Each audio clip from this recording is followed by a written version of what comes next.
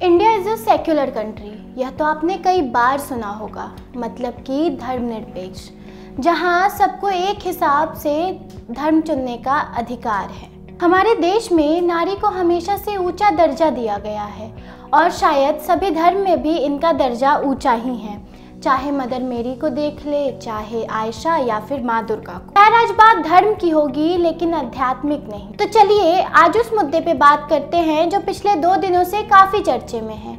हमारे समाज में अगर कोई लीग से हटकर काम करता है तो उसे एक्सेप्ट करना काफ़ी मुश्किल होता है और सपोर्ट तो दूर की बात है। दरअसल बात कुछ ऐसी है कि पुणे के एक मुस्लिम जोड़े ने 15 अप्रैल 2019 को मस्जिद में महिलाओं के प्रवेश के लिए सुप्रीम कोर्ट में याचिका दायर की है।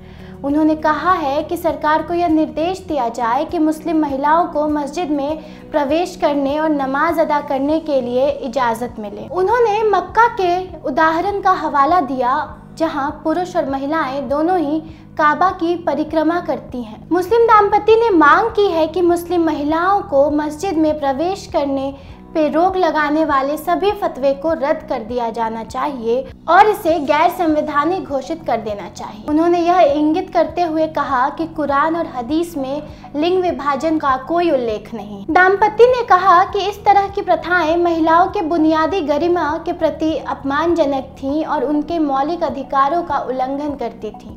उन्होंने कहा कि ऐसा कोई रिकॉर्ड नहीं है जिसमें कहा गया है कि कुरान और पैगंबर मोहम्मद ने महिलाओं के मस्जिद में प्रवेश के लिए मनाही की। वास्तव में पुरुषों और महिलाओं को उनकी मान्यताओं के अनुसार पूजा करने के लिए समान अधिकार है।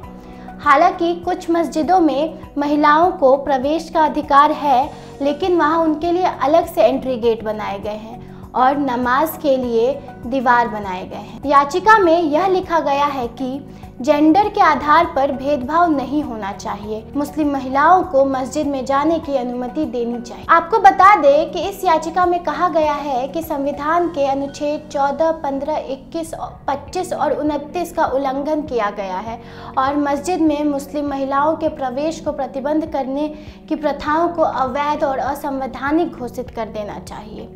चलिए आपको बताते हैं कि इन अनुच्छेद में किन किन अधिकारों का जिक्र है। अनुच्छेद 14, विधि के समक्ष समानता, मतलब कि सबको समान अधिकार। अनुच्छेद 15, धर्म, जाति, लिंग पर भेद का प्रतिषेध, मतलब कि जाति और धर्म और लिंग के आधार पर भेदभाव नहीं होना चाहिए। अनुच्छेद 21, प्राण और दैहिक स्वतंत्रता अनुच्छेद, मतलब कि स्वतंत्रता का अधिकार। अनुच्छेद 25, धर्म का आचार और प्रचार की स्वतंत्रता। अनुच्छेद 29, अल्पसंख्यक वर्गों के हितों का संरक्षण। बहरहाल हमारे देश में सभी को एक समान अधिकार प्राप्त है और जिन्हें लगता है कि उनके अधिकारों का हनन हो रहा है तो वो अपनी आवाज़ उठाते हैं या फिर उनके हक के खातिर लड़ने के लिए काफ़ी लोग हैं। भला हमें अभिव्यक्ति की आज़ादी जो प्राप्त है, साथ साथ कई और आज़ादी भी। वैसे आप सबरीमाला टेम्पल वाला किस्सा तो नहीं भूले होंगे, कैसे मीडिया से लेकर हर जगह इसकी चर्चा थी और लोगों ने सबरीमाला मंदिर की रीति की आलोचना भी की थी। कोर्ट ने भी ट्रेडिशन बदलने के हित में आदेश दिया था।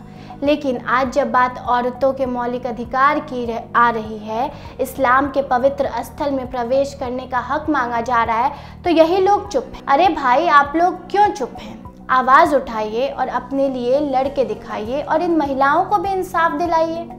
अगर आप हमें फेसबुक पर देख रहे हैं तो लाइक करें, सी फर्स्ट करें, यूट्यूब पर देख रहे हैं तो सब्सक्राइब करें, बेल आइकन दबाएं और हमसे जुड़ी सारी नोटिफिकेशन तुरंत पाएं।